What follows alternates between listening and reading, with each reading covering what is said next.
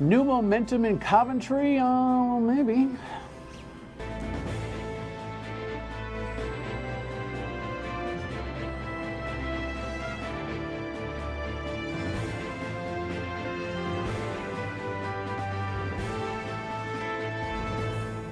The Dan York State of Mind program is brought to you in part by Lookout Rhode Island and Takeo Comfort Solutions. I promised they would continue to follow up on what's happening in Coventry, because I wouldn't go as far as to say as Coventry goes, so goes Rhode Island, but as the problems in Coventry surface, they will be commonly dealt with in other communities. There's a unique town model in Coventry. Only a handful of communities in Rhode Island have it, and that is a town meeting ratification of numbers, then backed up by an all-day referendum where people vote on it because too few were showing up to the special meeting and, you know, kind of bulleting the whole results. But there's a unique chemistry in Coventry right now. It seems like the school committee and the town council have kind of a unified governance model, which is healthy. But the people voted down with an 8% turnout the whole shebang in budget, which caused the superintendent to say, I told you we're going to need this budget or else, and sent out layoff notices for all the teachers, which is by law required for everybody, no matter how many you're going to let go. But now there's talk of like halftime in the schools and no football and no chess teams and the band, you know, all that stuff. We'll talk to the superintendent about the progress, because it seems like there has been some coming up in a minute. In the meantime, headline today that the president just got off. I mean, I know that there's a numb factor of significance out there, but what he did today was really unique. I think Mueller is a true never-Trumper. He's somebody that dislikes Donald Trump. President Trump railed against Robert Mueller one day after the special counsel spoke about his investigation into Russian interference in the 2016 presidential election for the first time. Wednesday, Mueller made clear he didn't exonerate the president. If we had had confidence that the president clearly did not commit a crime, we would have said so. That means you're innocent. That means you're innocent. Excuse me. Then he should have said, you're guilty. The president insists there was no collusion and no obstruction, and he walked back a tweet from this morning where he said Russia helped him get elected. I got me elected. Russia didn't help me at all. President Trump also challenged Democrats' growing calls for impeachment. He called it a filthy word and said he doesn't see how it's possible since there were no high crimes or misdemeanors. House Speaker Nancy Pelosi says Congress must complete its own investigations into the president before moving forward. You don't bring an impeachment unless you have all of the facts, the strongest possible case, so that the president is held accountable one way or another. But some Democrats say Mueller's comments open the door to impeachment. I would suggest that he told us enough to interpret what he said as a referral for impeachment proceedings. One thing Democrats do agree on, special counsel Robert Mueller should testify before Congress about his report. And he will, and you know, if he's asked, he will. Doesn't mean he'll stay out or leave the boundaries of the report, but the report's this wide. I will tell you this, I've been saying that the Democrats have got to, you know what, or get off the pot real quick here on this impeachment thing. Maybe Nancy Pelosi is smarter than everybody, because another few days, weeks, and months, heaven forbid, of the president behaving like he did this morning might just end up speaking for itself in 2020. Because referring to the term impeachment as filthy, dirty, and disgusting, it's a constitutional mechanism. What he did with what the White House did in terms of request to hide McCain's name, the senator's name, on the ship. I mean, these are the things that somebody whose wheels are coming off does. So perhaps she knows more than anybody. We'll see. Let's move on to some of the progressive headlines that really are part of our conversation locally here today. So the town of Coventry, with an 8% turnout, rejected its budget, right? And the superintendent expressed frustration, saying, okay, here's what we're going to have to do if this number sticks. And then, lo and behold, a new budget was established, kind of an adjustment, because you can't ask the same question in a referendum and there's a new referendum that has been posted. We'll talk a little bit more in depth about the story as we go, but the superintendent of Coventry, Craig Levis, is here. 13 years prior as a special ed director in Smithfield, third year in Coventry. You've been in a number of businesses in your life. This is your first superintendency. How's it going, by the way? You having a good time? This is going to sound crazy, but I look forward to being a superintendent every single day. I think it was. I don't think that's crazy. I think that helps people feel good about it. Yeah, you have to believe in a community. You have to believe in the youth, and try to keep that laser beam focus on what's in the best interest of students. And so, you know, a challenge is a challenge, and I'm optimistic after the other night. Executive summary, if you would, on what's at stake. When we come back after the break, we'll kind of review a little bit more in depth of some of the governmental stuff. But what's at stake right now in the town of Coventry? I think what's at stake in the town of Coventry is just the narrative. We're trying to break free from that old narrative about the negativity, and working as a community. We're working extremely well with the town council, and so I think we're at a crossroads in about identifying what is Coventry, who do we want to be on the map. And I think that's what's at stake. Well, that's a really interesting answer. I didn't expect that answer from you. I expected, we're talking about a certain number of teacher layoffs and this program and that program. You seem to be a guy who, unusually for a superintendent, because I've met so many and interviewed so many, they like to stay in their box. They like to comment on just the stuff that reports to them. You are making a broader statement about the quality of life. It's about quality of life. You know, you and I are both fathers, and we have children, and there's nothing more important than our children. And you know, we both know that people have sacrificed for us to have the lives that we have. So this is much more than education. This is about putting a stake in the ground and saying, hey, you know, I thought of this slogan as driving and saying, like, Coventry, a community worth fighting for. But do you get that your answers are different? No. Just part of who you are and I hope so. How you think. I hope so. I mean, all we have is our reputation, right? All we have is who we are, and we need to be that person consistently, so people become comfortable and we're approachable. And I think that's what hopefully drives me and drives a lot of my colleagues. All right, when we come back, we'll set up what has been the challenge there in Coventry and talk about the practical problems and the solutions and the people's response to it next. So before we continue with the superintendent, let's give you a little background on the latest on what's happening in the fair town of Coventry. Residents in Coventry have another chance to save their schools. I think it's positive. I'm cautiously optimistic, but we still need to get the voters out there. Tuesday night, the Coventry Town Council adopted a new budget that will now head to a referendum. This budget includes a $150,000 cut in appropriations for the town and a $350,000 cut to its schools. If the voters vote on this still has to be approved. It'll be have much less impact, and I think we'll be able to call back. I would hope that we'll be able to call back most of our teachers.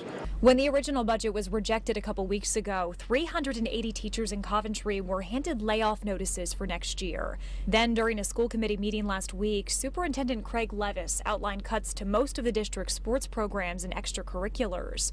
He says even if this new budget is approved by voters, there will still be cuts, but nothing quite as drastic.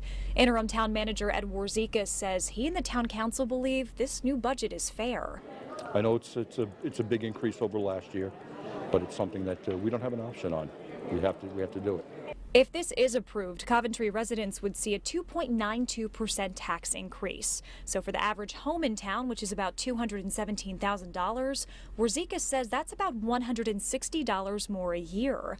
An all-day referendum is now tentatively scheduled for Thursday, June 13th. That will be the last chance for the town's 27,000 registered voters to either accept or reject this proposed $108 million budget. So we can talk about what happened last time, 8% voter turnout, and then, you know, meetings last week, and everyone, you know, why didn't you tell us, blah, blah, blah, da, da, da. Like, oh, gosh, the constituency and its attention span or interest in getting ahead of something is so low. Having said that, before we get into the politics and process of resolving this, specifically, you put out a warning prior to the last referendum about what not approving that budget Correct. meant for the school system. And Correct. specifically, you said what would happen. So the key here is the big if, right? And there's the, I call it rhetoric out there that this is a scare tactic, and we withheld this for months because we don't want to scare people. This is devastating, students' lives, teachers' lives. But if the referendum fails, ultimately if we have to be level funded, we identified all different types of activities such as athletics, reorganizing the high school, activities in sports and Reorganizing clubs. high school meaning what? Having some of the time? Well, we looked at like a double sessions, which hasn't happened since the 70s. So these are like, and I use the word catastrophic, and these are not things that a superintendent I want to do or I plan on doing, hoping that the new budget passes. But this could be a reality. Only because of a couple of $1 million worth of money that you're not getting from last year's budget? Well, what happened is, though, we were cut $1.4 million. We eliminated 21.6 positions last year. So when you eliminate 21.6 positions, it's tough to eliminate the amount of positions we need. You sent notices to the teachers? Correct. By law, you have to do that. So by law, teachers that we're going to lay off have to be notified by June 1st. And how many teachers got layoff notices? 383. You're not laying off that many. Well, we laid them off. We can't operate without them. But we need to figure out, like I said, this is something that hasn't had to happen in Rhode Island since the 70s. 383 is the total number of teachers in the district. We have about 40 more. There were 40 senior teachers that we felt comfortable that no matter what steps we took would have a position. But the reality. But the reality is you would end up laying off how many? Because we laid off 383 because if somebody has a certification, say they have 3 certifications, and we lay them off or we eliminate that position, we've got to look at every single certification beneath them that they could possibly go into. And then we have to look at those individuals and their certification. So it's like a pyramid effect. So we had to be safe. But in totality, even though you have some of these draconian strategies you'll have to employ, Correct. You're still going to have 300 plus teachers. Correct. Right. But it gives us the flexibility. Right. Because without that, we won't have the flexibility. And I have to stress the big if. We don't want this to happen. This is not, I would expect the community to rally and say, we don't want this to happen, and we're going to do everything in our power to ensure. Well, you saw some of that the other night when they come running saying, in fact, the one lady that I ran on the radio, you come knocking on the door for our votes, why didn't you come knocking on the door to tell us that this was going on? It's like, you know what, you want the choo-choo to feed you too? There's a little bit of that. Doesn't that bother you a little bit, that the constituency walks around unwitting to what's going on until the alarm bells go off or until the train has left the station? I think those are the old ideas. Like I said, when I came into Coventry, the narrative was fire districts. And then it was gun range. And then now it continues to be the sewer program. And while these are all real issues, there's so much positive that's going on. And I think that's where I talked about we're at a crossroads. I say this all the time. If you look at the Chinese symbol for danger, it's a combination of 2 symbols, crisis and opportunity. So I have to embrace this as an opportunity and motivate the community, because I truly believe they care about good municipal services, which they have, and a good public school system. Let me go back to some mechanics before we get to some of the broader issues here. We all know that human resources in education are the biggest cost.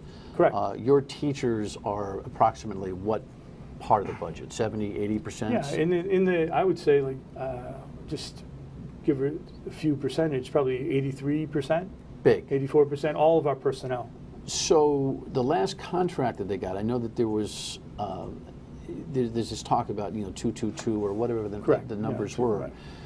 It's been pointed out to me that you do have a step build in there too. Correct. That's by state law. Has that been articulated to the public in terms of what the real costs? Some teachers who are at the highest step will just get a 2% increase because they're at the highest step period. But there are other teachers moving through the steps that are getting much bigger salary increases. But here's the thing: is 80, and again, give or take a few percentage. I think about 83, 84% of our teachers are top step.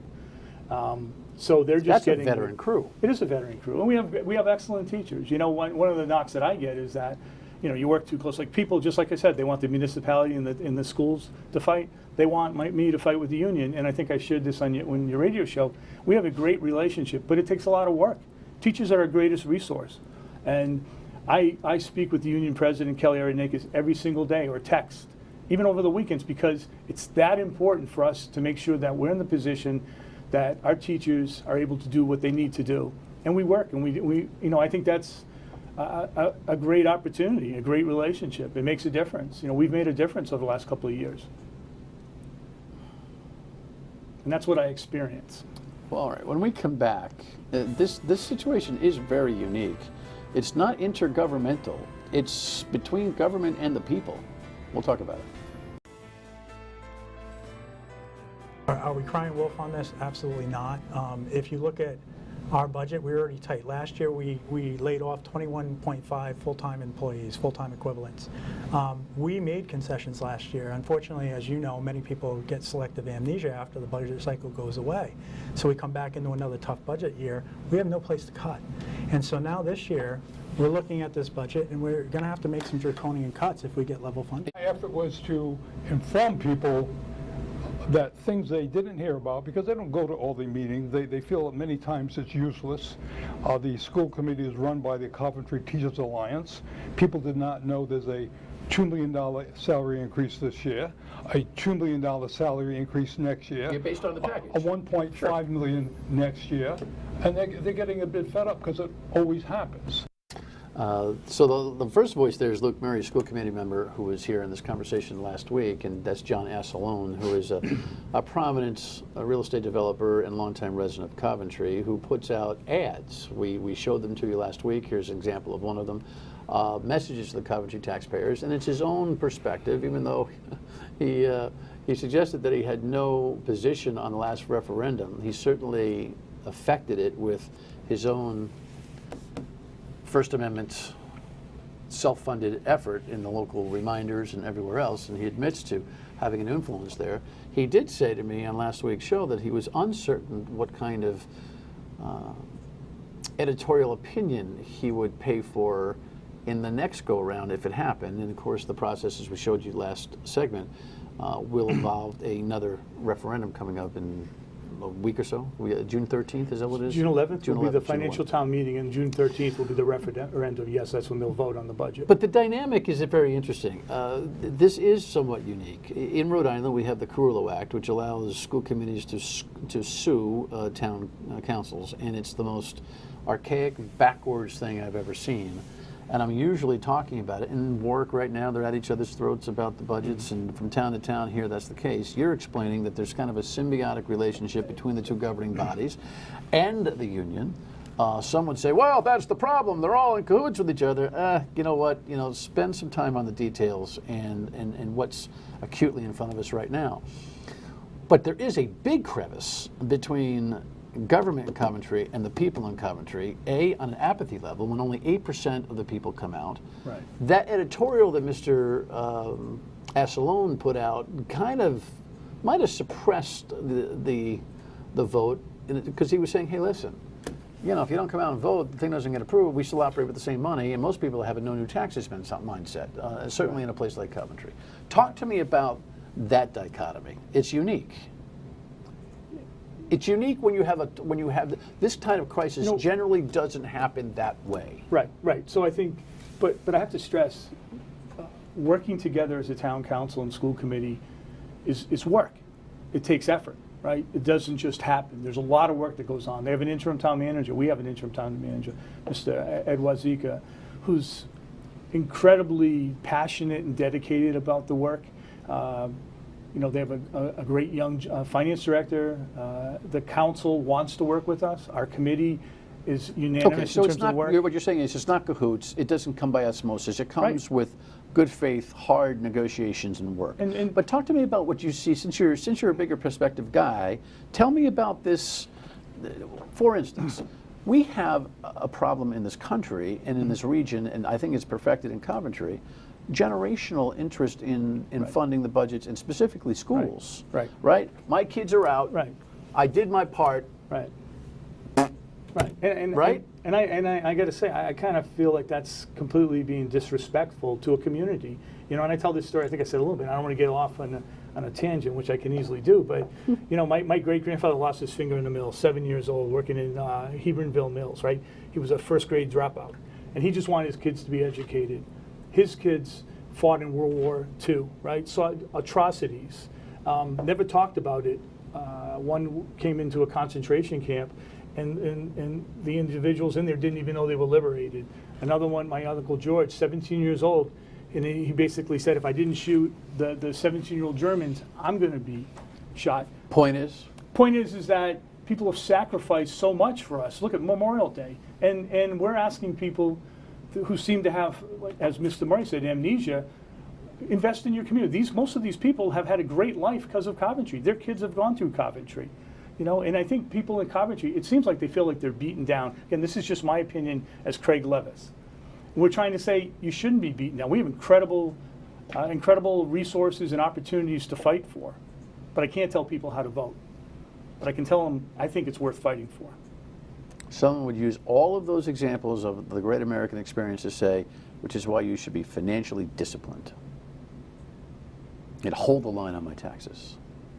I guess I look at a different spin. You know, you and I, people paved the way for us so we could have the education. We pay taxes. I was brought up as a Catholic boy, went to Catholic school. My family was poor, but my dad was in public school committee, a regional school committee.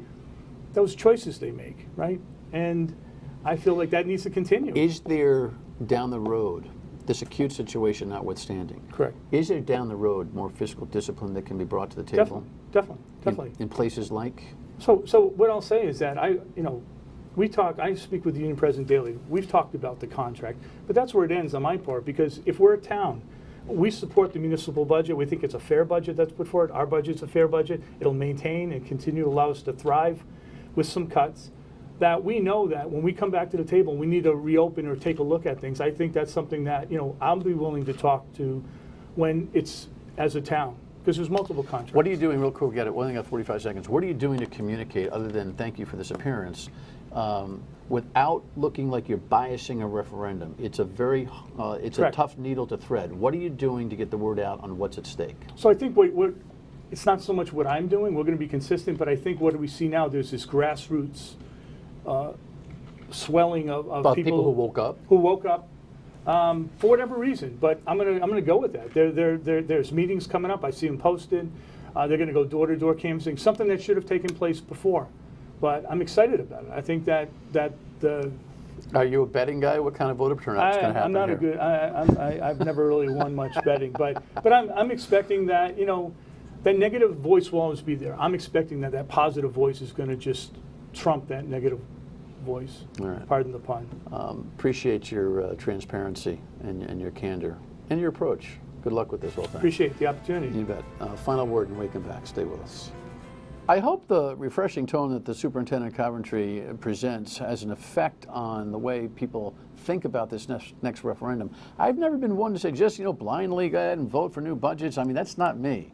But I'm telling you, you've got to take a really acute look at the real issues of status quo versus continuing to grow for the kids. And by the way, your real estate values and your economy is almost solely dependent on the reputation of the school system in any community. So think about that. Speaking of economies, Len Ladaro, professor from URI, who's been there for years, sounds a very, very gutsy alarm about Rhode Island tomorrow night. See you on the radio at 3 2 on WPRO. Good night.